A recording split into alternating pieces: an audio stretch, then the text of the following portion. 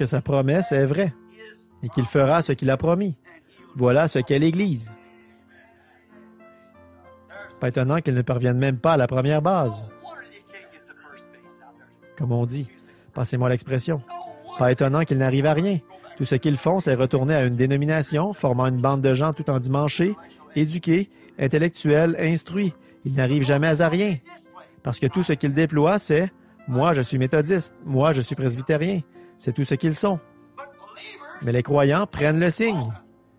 Et ce que Jésus a commencé à faire en Galilée, il continue à le faire maintenant. En manifestant le signe, le Saint-Esprit revenu sur l'Église. Car ce n'étaient pas les actes des apôtres, c'était les actes du Saint-Esprit dans les apôtres. Et c'était un signe.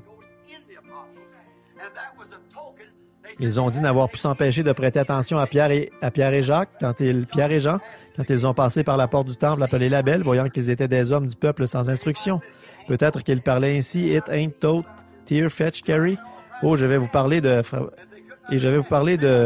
Voyez-vous, peut-être qu'ils employaient toutes sortes de grammaires qu'on ne pouvait pas comprendre. Peut-être qu'ils n'auraient pas pu démêler toutes les mathématiques de l'Écriture. Mais ils n'ont pu s'empêcher de reconnaître qu'ils avaient été avec Jésus. Ils avaient mis le signe en évidence parce que le même esprit qui était sur lui avant sa crucifixion était sur eux après la résurrection. Amen. Alors cela fait de lui Hébreux 13:8. Jésus-Christ le même hier, aujourd'hui et pour toujours. Voilà comment nous savons qu'il vit. Comment donc? Comment savons-nous que nous vivons? Parce qu'il vit. Et la raison pour laquelle nous savons que nous vivons, c'est parce que nous sommes semblables à lui et que nous sommes en lui. Et il a dit, parce que je vis, vous vivez aussi. Je suis celui, dans l'Apocalypse, qui était mort et je suis vivant au siècle des siècles. Et si nous mourons à nous-mêmes et devenons vivants en lui, alors nous sommes vivants au siècle des siècles. Et puis, sa vie en nous, c'est comme pour la vie de n'importe quoi d'autre. Elle manifeste ce qu'il était. Et cela fait de lui le même hier, aujourd'hui et pour toujours. Maintenant, comment cela peut-il être possible quand il nie cela? Ne voyez-vous pas les œuvres mortes? Servez le Dieu vivant par l'alliance éternelle, je veux dire l'alliance perpétuelle de la vie qui était dans le sang de Jésus-Christ.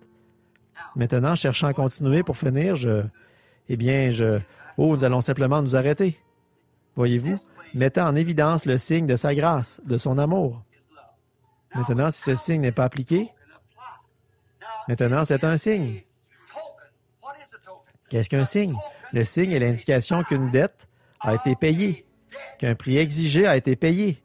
Le prix de notre salut était la mort, voyez-vous, et personne d'autre que Christ ne pouvait le payer.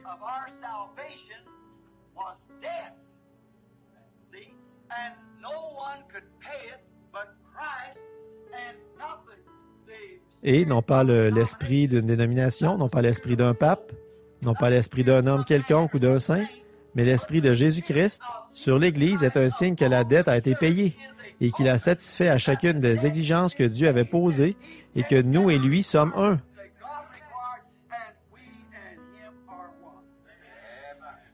Ce jour-là, vous connaîtrez que je suis dans le Père, que le Père est en moi, que je suis en vous et vous en moi. Appliquez le signe. Appliquez le signe de sa résurrection.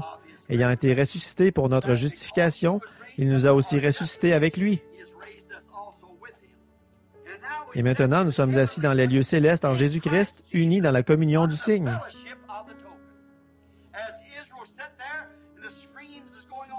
Tandis que les enfants d'Israël étaient assis là, et qu'au même moment, dans la rue, on poussait des hurlements, ils n'avaient aucun souci à se faire. Seulement, il fallait être bien sûr que le sang, le signe était bien visible. Et c'est la seule chose dont nous ayons à nous soucier en ce moment. Il y a de l'orage dans l'air, mes amis, ce ne sera plus très long. Le malheur est en train de frapper, vous le savez. Soyez tout à fait sûrs que le signe est bien visible. Et le signe est le Saint-Esprit, car d'un seul esprit, nous sommes tous baptisés pour former un seul corps et rendus participants de sa gloire. En route maintenant vers notre demeure, vers la terre promise. L'aimez-vous? Croyez-vous le signe? Combien aimerait dire, « Oh, frère Branham, priez pour moi, que je puisse venir sous ce signe. » Inclinons la tête. Seigneur Jésus, ô toi le très bienveillant. Alors que le monde était dans le péché et incapable de s'en sortir, Dieu, dans sa miséricorde, a montré d'avance, par un type, qu'un signe allait venir, qui pourrait ôter le péché, non pas seulement le couvrir, mais l'ôter. Et Jésus est venu au moment voulu, et il a répandu son sang sa propre vie, faisant pour nous une expiation pour nos péchés.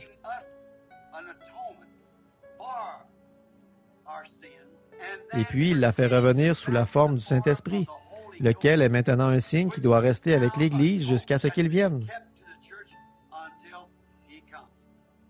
Car l'apôtre Pierre a dit, « La promesse est pour vous, pour vos enfants et pour ceux qui sont au loin, en aussi grand nombre que le Seigneur notre Dieu les appellera. »